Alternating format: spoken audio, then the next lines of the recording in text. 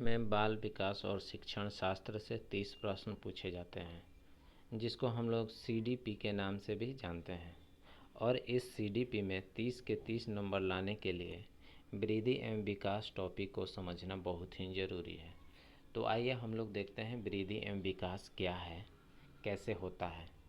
हम सभी मानव जाति अस्थायी प्रवृत्ति वाले नहीं होते हैं। हमारे व्यवहार और आकार में परिवर्तन होते रहता है। इसे हम वृद्धि और विकास के आधार पर समझने का प्रयास करेंगे। पहला है वृद्धि। वृद्धि मनुष्य के शारीरिक आकार में परिवर्तन है। ऐसा बदलाव जिसे मापा जा सके, जैसे ऊंचाई, वजन, आकार इत्यादि। तो ये सभी वृद्धि के अंतर्गत आते हैं। जैसे कोई बच्चा है, छोटा है तो उसका वज़न कम होता है, उसकी हाइट कम होती है, लेकिन समय जैसे जैसे बढ़ता है उसकी हाइट में बढ़ोतरी होती है और उसका वज़न भी बढ़ता है। वृद्धि जो है वह जीवन पर्यंत चलने वाली प्रक्रिया नहीं है। कहने का अर्थ यह है कि वृद्धि जो है वह एक निश्चित उम्र तक होती है। जैसे कि किसी बच्चे की हाइट एक निश्चित उम्र सीमा तक ही बढ़ती, उसके बाद रुक जाती है। तो यह एक खास समय अवधि तक ही चलती है। इसके बाद है विकास। विकास जो है वह एक सार्वभौमिक प्रक्रिया है जो जन्म से लेकर मृत्यु तक बिना रुके चलती रहती है। वास्तव में देखा जाए तो विकास जन्म से पहले शुरू हो जाता है। जैसे कि माँ के गर्भ में भ्रूण बनता है, उसी समय से विकास की प्रक्रिया शुरू हो जाती है और वह प्रक्रिया मृत्यु तक चलती रहती है।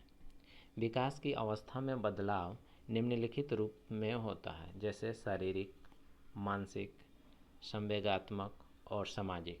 जैसे बच्चा जन्म लेता है तो वह छोटा रहता है, उसमें कोई भाषाई ज्ञान नहीं रहता है, कोई सामाजिक ज्ञान नहीं रहता है, उसका शारीरिक आकार भी कम होता है। लेकिन जैसे जैसे उम्र बढ़ता है उसमें ये सभी विकास होने लगते हैं, उसका शरीर बड़ा हो जाता है, उसमें मानसिक योग्यता आ जाती है, उसमें सामाजिक गुण भी आ जाते हैं। तो ये सभी विकास के अंतर्गत आते हैं। विकास में कुछ परिवर्तन अस्थायी भी होता है। विकास के अंतर्गत बहुत सारे परिवर्तन होते हैं जिसमें कुछ अस्थायी भी होता है जो पूर्ण परिवर्तित नहीं होता है। जैसे बीमारी से हुआ परिवर्तन। अगर बीमारी के कारण हमारा कोई अंग ग्रसित हो जाता है, जैसे पोलियो में क्या होता है कि हाथ या पैर ग्रसित हो जाता है, जो जीवन भर के लिए होता है, उसे हम लोग ठीक नहीं कर सकते हैं। इसके बाद है कि विकास क्या है। तो विकास एक सतत प्रक्रिया है जिसमें वृद्धि, परिपक्वता और अधिगम इसके अंतर्गत आते हैं। तो परिपक्वता क्या है इसको हम लोग थोड़ा देख लेते हैं, जिसको मैच्योरेशन भी कहा जाता है। तो परिपक्वता वह योग्यता है जो वातावरण के साथ प्रतिक्रिया करता है और यह मुख्य रूप से आनुवंशिकता पर आधारित होता है। जैसे 2 वर्ष का बच्चा है, संपूर्ण शारीरिक क्रियाएं नहीं कर सकता क्योंकि वह शारीरिक रूप से सक्षम नहीं होता है। जैसे कोई बच्चा है, जन्म लिया है, तो वह दौड़ नहीं सकता है, बोल नहीं सकता है, लेकिन जैसे जैसे उम्र बढ़ती है उसकी हड्डियाँ मजबूत होती है, मांसपेशियों पर पकड़ बनती है, तो उसमें परिपक्वता का गुण आने लगता है और वह समय के साथ साथ चलना सीख जाता है, दौड़ना सीख जाता है। और ये कैसे सीखता है, इसी को लर्निंग या अधिगम कहा जाता है।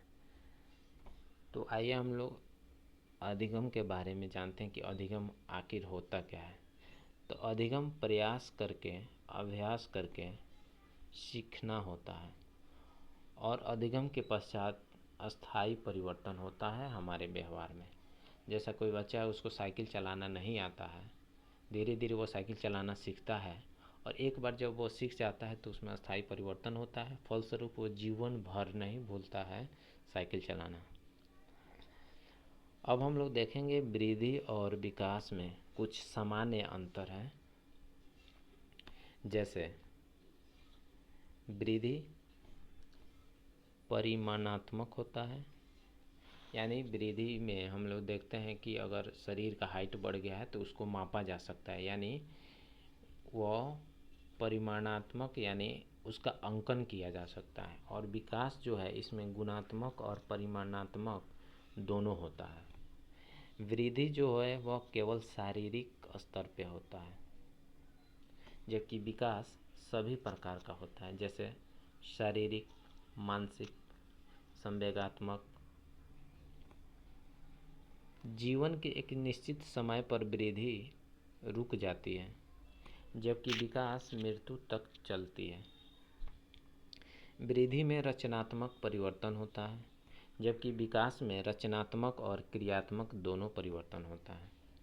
वृद्धि को हम माप सकते हैं, विकास का हम केवल आकलन कर सकते हैं। जैसे कि कोई बच्चा है तो उसके हाइट को हम लोग नाप सकते हैं, समय के अनुसार बढ़ता रहता है तो नाप के हम लोग बता सकते हैं कि उसमें कितना वृद्धि हुआ है। लेकिन उस बच्चे में मानसिक क्षमता में जो वृद्धि हुआ है उसको तो हम लोग अंक में नहीं दर्शा सकते हैं, उसको टेस्ट के माध्यम से या पूछ कर सिर्फ उसका आकलन लगा सकते हैं। तो यही वृद्धि और विकास में कुछ सामान्य अंतर है। थैंक्स।